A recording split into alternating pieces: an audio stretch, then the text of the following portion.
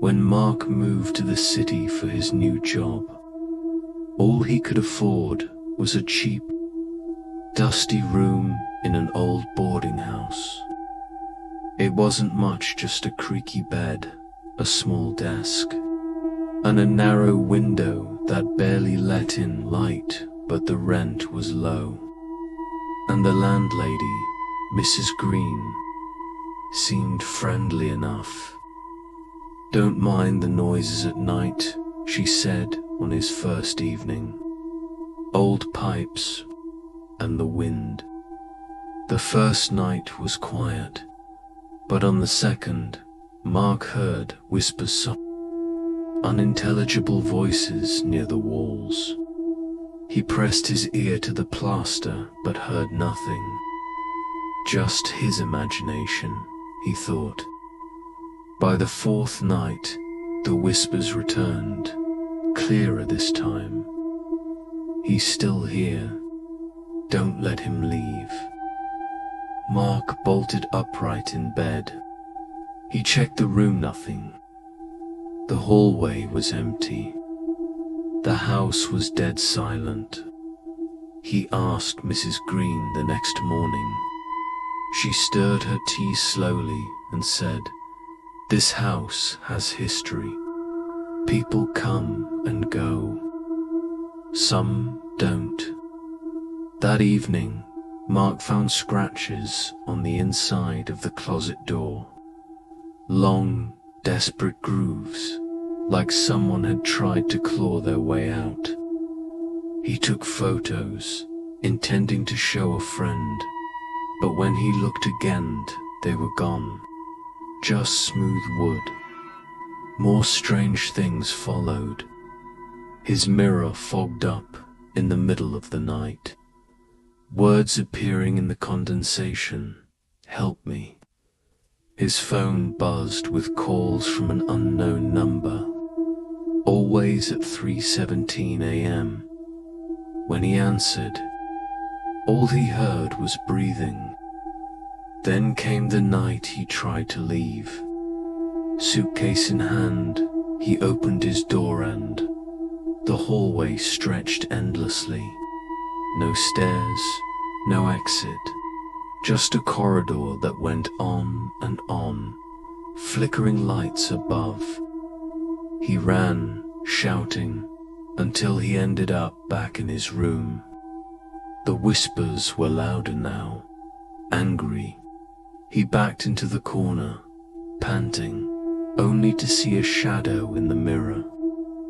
A man, pale, with blackened eyes and a twisted neck, standing behind him. Mark turned. No one there. He ran to the window and screamed for help, banging on the glass. A voice, deep and unnatural, growled from behind him. "It's your turn now." Something yanked him backward. The room was listed again 2 weeks later. Mrs. Green showed it to a young woman. "Quiet spot," she smiled. "No trouble." The woman frowned. Did someone just whisper something? Mrs. Green tilted her head, listening to the silence. Then she smiled. Just the wind.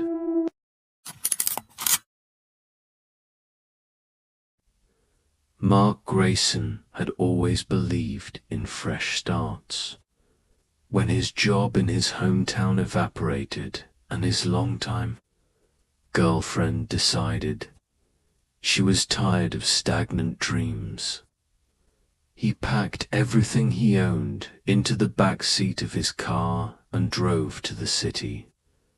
A new job awaited him, their junior analyst at a data firm, and with it, the promise of change. But change came with a price. Apartments in the city were expensive, more expensive than he had expected. After countless calls, ignored applications, and rude landlords, he finally stumbled upon a handwritten ad on a corkboard at a laundromat. Room for rent, cheap, quiet, no pets. Serious inquiries only. Call Mrs. Green. The number scrawled beneath looked like it had been written in haste or anger, but Mark didn't care. He called.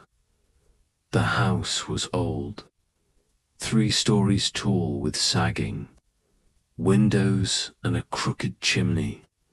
It had likely been beautiful once, but that was long ago. The paint had faded to a sickly grey. Vines strangled the porch posts, and one shutter swung like a loose tooth in the wind. Mrs. Green, the landlady, met him at the door.